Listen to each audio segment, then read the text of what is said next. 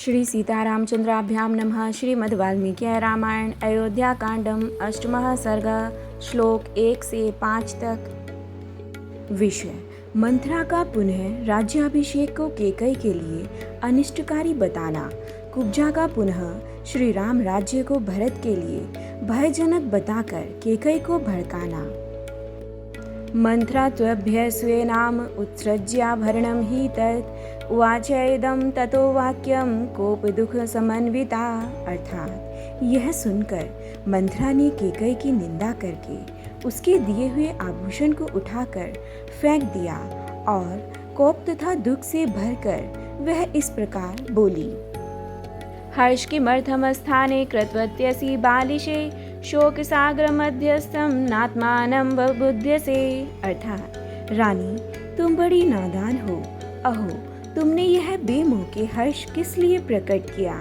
तुम्हें शोक के स्थान पर प्रसन्नता कैसे हो रही है? अरे, तुम शोक के समुद्र में डूबी हुई हो तो भी तुम्हें अपने इस विपन्न अवस्था का बोध नहीं हो रहा है।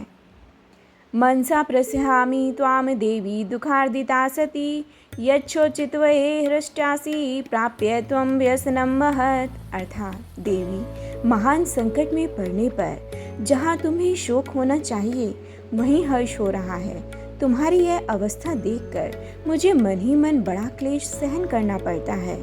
मैं दुख से व्याकुल हुई जाती हूँ। शोचामि दुर्मतित्वं ते काहि प्राज्ञा प्रहर्षयेत् अर्हे सपत्नी पुत्रस्य वृद्धि मृत्योरिवागतम्।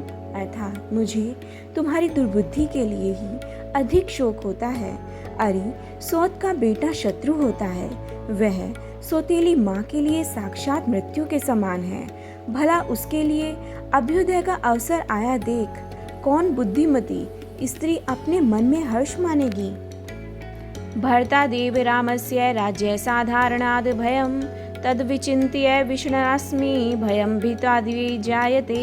अर्थात यह राज्य भरत और राम दोनों के लिए साधारण भोग्य वस्तु है।